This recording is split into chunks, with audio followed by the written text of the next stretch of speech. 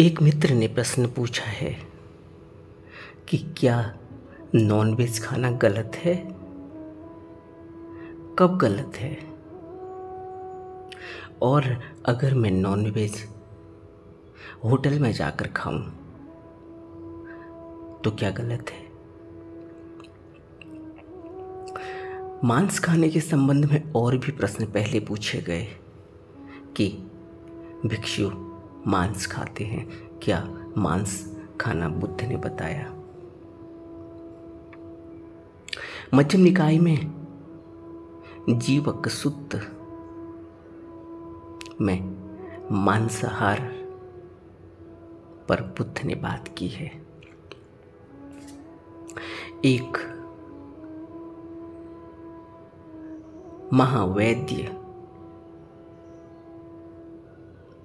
जिसका नाम जीवक कौमार भृत्य था, वह भगवान बुद्ध के पास गया और यह बताने के लिए गया कि लोगों में चर्चा है, लोग कहते हैं कि गौतम जीवों को मारकर खाता है। श्रमण गौतम जीव मारते हैं।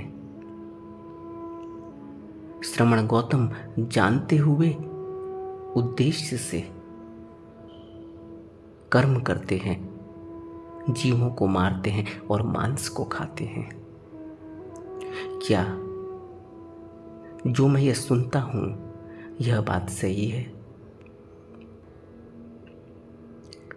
तो भगवान ने कहा कि यह मेरे विषय में जो कहा जा रहा है यह यथार्थवादी नहीं है, यह सच नहीं है, यह झूठा इल्जाम है। तब बुद्ध ने जीवक कौमार भृत्य को कहा कि जीवक, मैं 3 प्रकार के मांस को अभोज्य कहता हूं, यानी 3 प्रकार के मांस को नहीं खाने को कहता हूं। कौन सा 3 प्रकार? दृष्ट, श्रुत और परिशंकित।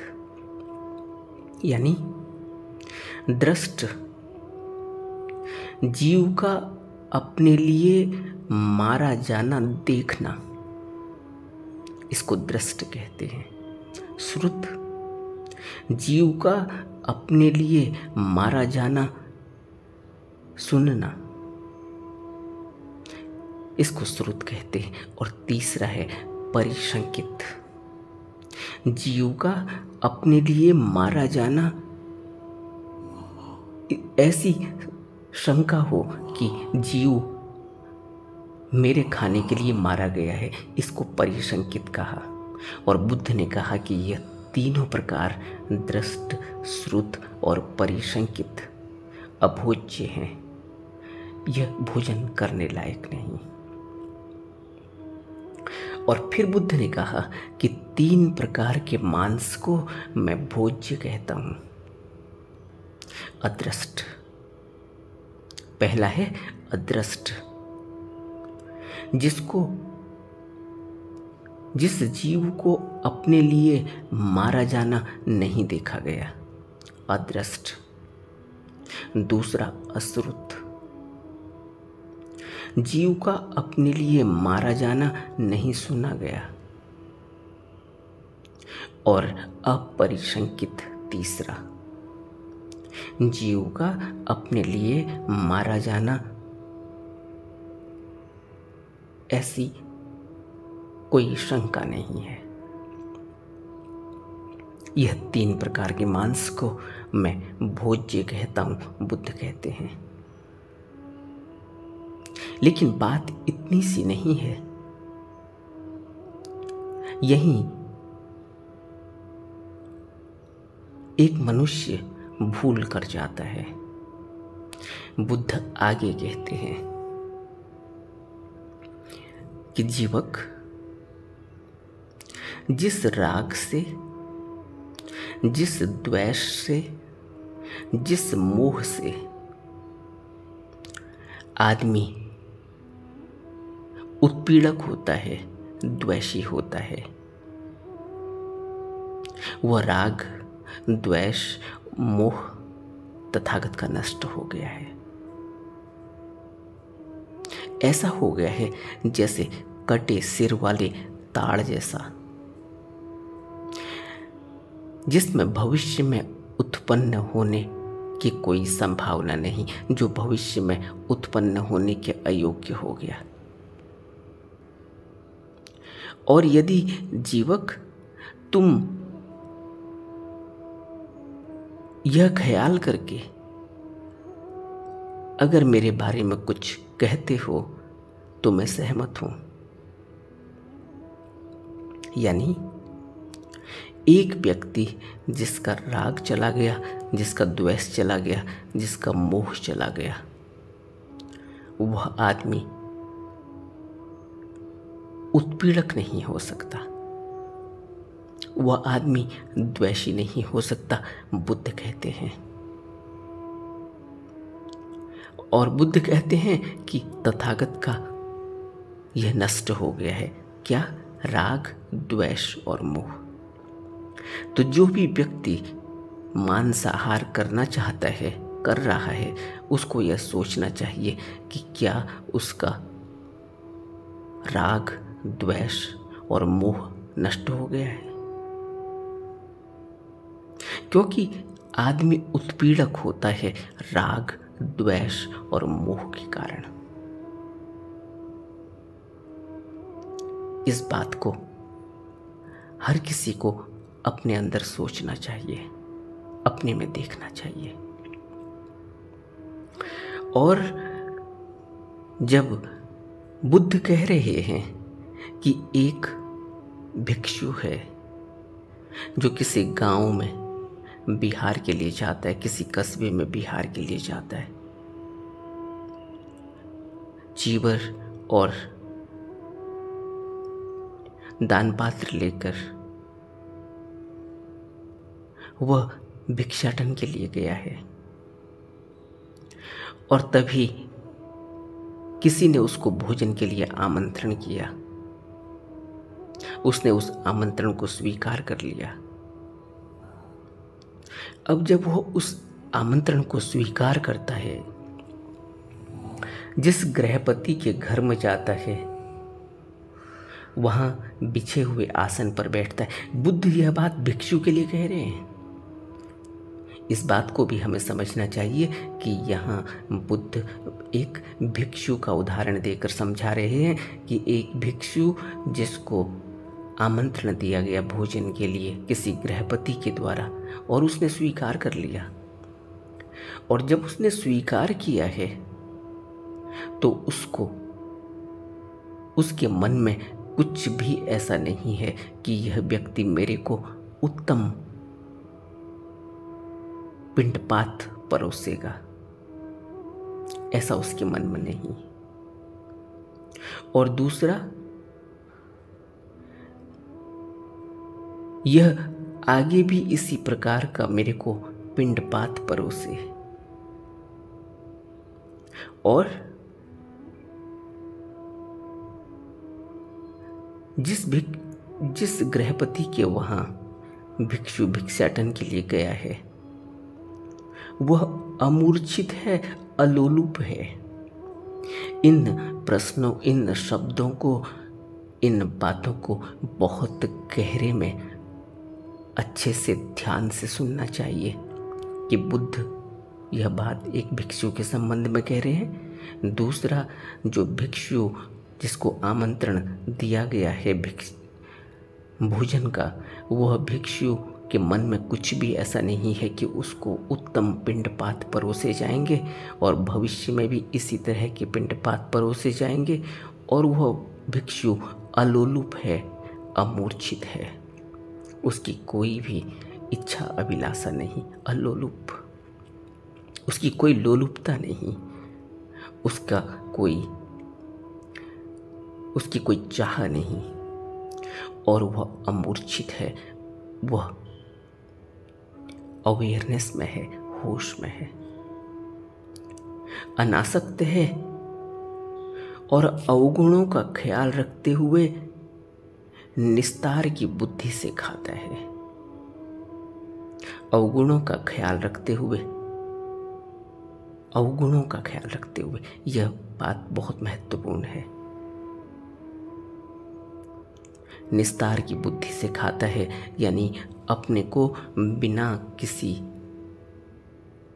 तरह के लोभ और मोह में लगाए बिना खाता है। तो बुद्ध प्रश्न पूछते हैं जीवक से कि क्या जीवक, ऐसा भिक्षु उस समय निज पीड़ा की बात को सोचता है, पर पीड़ा की बात को सोचता है, उभय पीड़ा को सोचता है, यानी स्वयं पर जो पीड़ा हो रही है उसको सोचता है? जीवक कहते हैं नहीं, उस समय वह निर्दोष आहार ही ग्रहण कर रहा है। अब जब हम बुद्ध यहाँ भिक्षु के लिए कह रहे हैं, लेकिन एक भिक्षु को जब भी इस तरह का आमंत्रण मिले तो उसको अपने अंदर यह सोचना चाहिए कि वह उस आमंत्रण देने वाले व्यक्ति के संबंध में क्या सोच रहा है। क्या वह ऐसा सोच रहा है कि उत्तम पिंडपात परोसे जाएं, आज बहुत अच्छा खाने को मिलेगा, अच्छा से अच्छा मिलेगा, उत्तम मिलेगा, ऐसे इस व्यक्ति से उम्मीद है?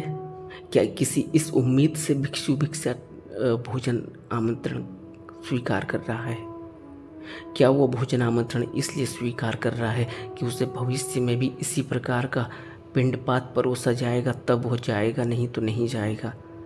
और वह भिक्षु किसी भी प्रकार के लोभ लालच से, लोलुपता से नहीं गया है, और वह भिक्षु अमूर्छित है, यानी होश है, अवेयरनेस है, और अनासक्त है। अवगुणों का ख्याल रखते हुए ही वह उस भोजन को खाता है।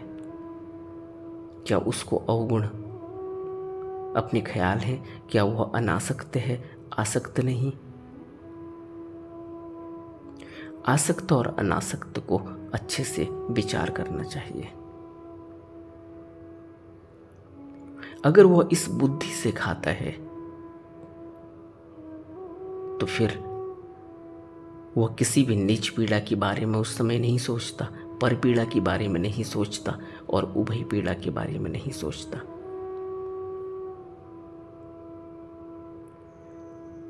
और बुद्ध आगे फिर एक उदाहरण से कहते हैं, समझाते हैं जीवक कौमार भृत्य को कि जीवक, एक गृहपति भोजन का निमंत्रण देता है किसी भिक्षु को।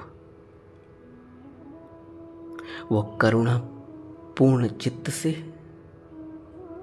मुदिता पूर्ण चित्त से, उपेक्षा पूर्ण चित्त से सारे लोक को पूर्ण कर बिहरता है। ऐसा भिक्षु जो करुणा पूर्ण चित्त वाला है, मुदिता पूर्ण चित्त वाला है और उपेक्षा पूर्ण चित्त वाला है, और सारे लोग में, सारे समाज में, सारे संसार में वह पूर्ण कर विहरता है। ऐसा भिक्षु अगर है जिसका करुणा पूर्ण चित्त है, जो मुदिता से भरा हुआ है, जो उपेक्षा से भरा हुआ है, उसके पास एक कोई गृहपति आए और यह कहे कि कल आपको भोजन करना है हमारे वहाँ, और अगर कोई तथागत या तथागत के श्रावक के उद्देश्य से जीव मारता है, अगर कोई तथागत या तथागत के श्रावक यानी किसी भिक्षु के लिए के भोजन के उद्देश्य से जीव मारता है, तो वह 5 स्थानों से अपुण्य यानी पाप कमाता है। कहाँ? पहला, जो वो यह कहता है कि जाओ उस जीव को लेके आओ। पहले स्थान पर उसने पाप किया। दूसरा, जो वह गले में रस्सी बांधकर या उसको पकड़कर खींचकर उस पशु को लाकर उसके साथ उसको दुख दे रहा है, यह दूसरा पाप कर्म हुआ। और तीसरा पाप कर्म हुआ जब जीव को मारने का आदेश दिया गया। और चौथा पाप कर्म हुआ जब उस जीव के मरते हुए जो दुख संताप अनुभव हुआ। और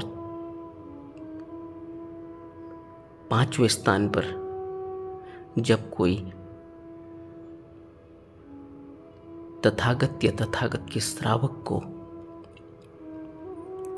अनुचित या अविहित खिलाया गया, यानी कि उसको पता नहीं, उसको नोटिस में नहीं, वह अविहित है,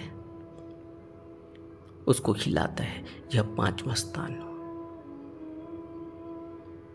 तथागत या तथागत के श्रावक के उद्देश्य से जीव मारता है तो वह इन 5 स्थानों से अपुण्य कमाता है, यानी पाप कमाता है।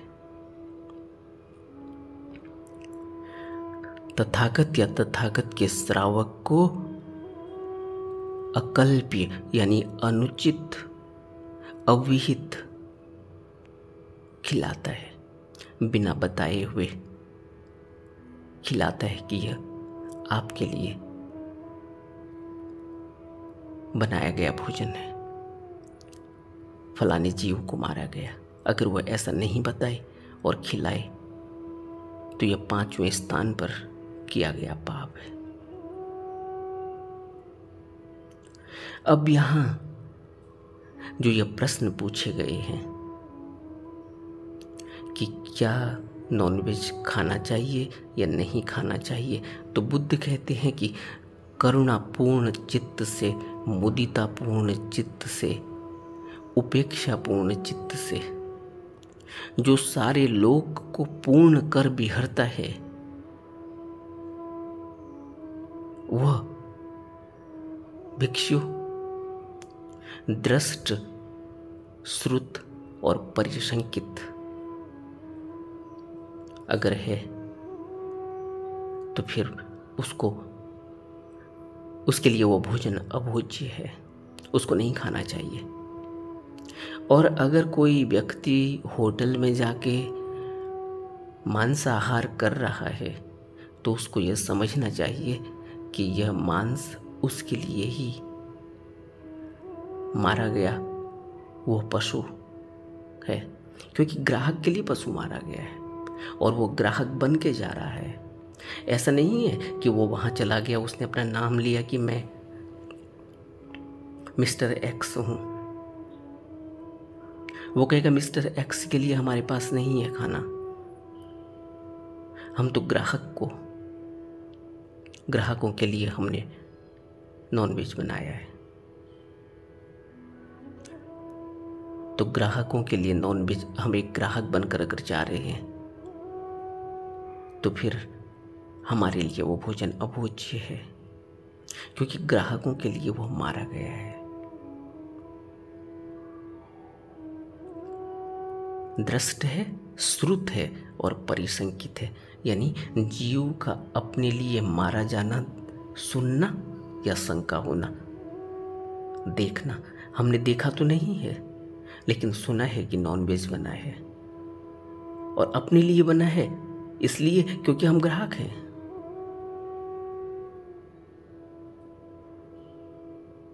तो यह भोजन भोज्य के लायक नहीं। अदृष्ट है, अश्रुत है, अपरिशंकित है, यानी अगर मारा जाना देखा नहीं गया है, मारा जाना सुना नहीं गया है, मारा जाना की कोई शंका नहीं है, तो फिर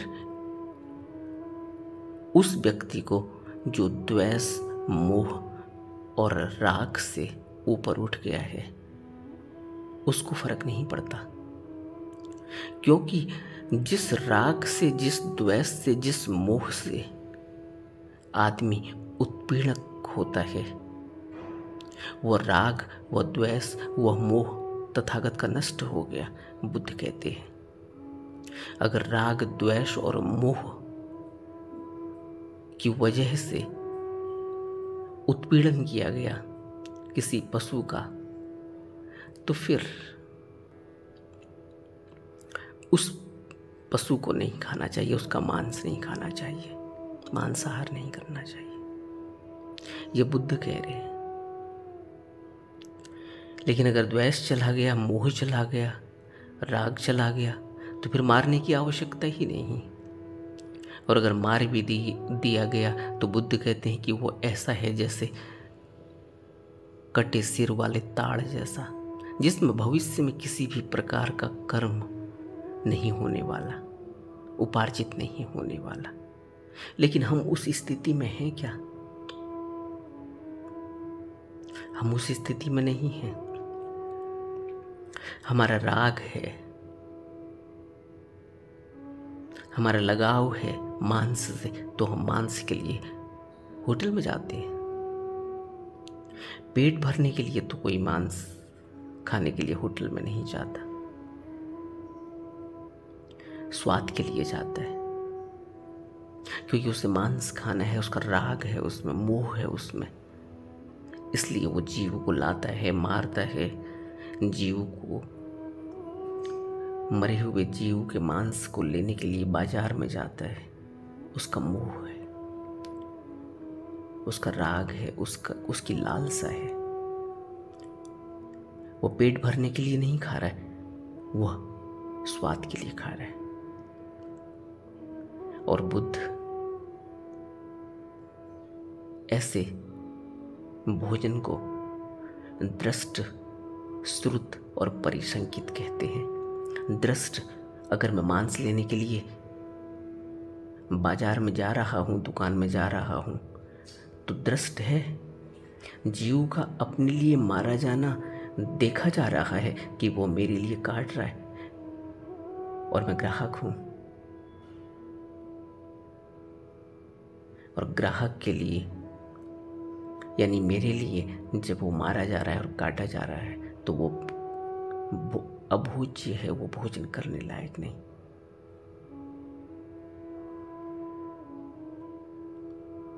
यह बुद्ध ने जीवक सूत्र में, मध्यम निकाय में, जीवक कौमार भृत्य को यह बातें कही हैं। लेकिन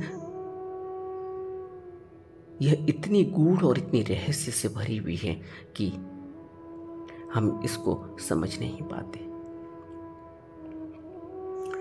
दृष्ट, श्रुत और परिसंकित को हम इस तरह से समझते हैं कि हमने नहीं देखा, हमने नहीं सुना और हमें कोई शंका नहीं है।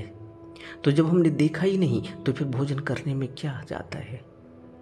कभी कोई मुझसे प्रश्न पूछता था कि हमने तो देखा ही नहीं कि उसने जीव कहाँ मारा, क्या मारा। हमारे सामने तो भोजन आया, हमने कर लिया, क्योंकि हमने नहीं देखा। बात इतनी नहीं है कि हमने नहीं देखा, बात यह है कि वह तुम्हारे ही लिए मारा गया है। अगर कोई व्यक्ति हमें आमंत्रित करता है और कहता है कि आज घर में पार्टी है, आज आपने जरूर आना है, और वो पार्टी में नॉनवेज बनाता है, किसके लिए पार्टी रखी गई है? तुमको आमंत्रित किया गया, तुम्हारे लिए पार्टी रखी गई, तुम उसमें एक मेहमान हो, मेहमान के लिए उसने जीव को मारा है, तो फिर वो भोजन करने की योग्य नहीं। यह बहुत सीधी सी बात है कि वो भोजन तुम्हारे लिए मारा गया है, क्योंकि तुम उसमें एक मेहमान हो, तुमको निमंत्रण दिया गया और तुमसे कहा, तुम्हारे सामने दृश्य है, दृष्ट है, श्रुत है, परिसंकित है, उसकी शंका भी है, श्रुत है, सुनाई दी गई है बात कि आज पार्टी है, पार्टी में वेज और नॉन वेज दोनों बनेगा। जो भी खाना है वो सब उपलब्ध है। और फिर जब हम पार्टी में जाते हैं तो अंदर एक लालसा और इच्छा तो है, तभी तो हम नॉनवेज के जो टेबल्स लगी हुई है वहाँ पहुँच जाते हैं। नहीं तो हम वेज के टेबल्स में भी जा सकते थे। वेज का अलग एक सामियाना लगा है, नॉन वेज का अलग सामियाना लगा हुआ है। वेज अलग रखा हुआ है, नॉन वेज अलग रखा। हम नॉन वेज की तरफ क्यों बढ़ रहे हैं? तो बुद्ध कहते हैं कि राग है, द्वेष है, मोह है। तभी एक आदमी उत्पीड़क होता है। हमें गहरे में विचार करने की जरूरत है। हम विचार नहीं करते और शब्दों का सीधा सीधा अर्थ अपनी बुद्धि और अपने फायदे के हिसाब से ले लेते हैं। अगर अदृष्ट है, जीव का मारा जाना देखा नहीं गया है, अदृष्ट है, तो क्या खा लेना चाहिए? लेकिन पार्टी में तो आपको निमंत्रण दिया गया और वहां नॉनवेज बनाया गया।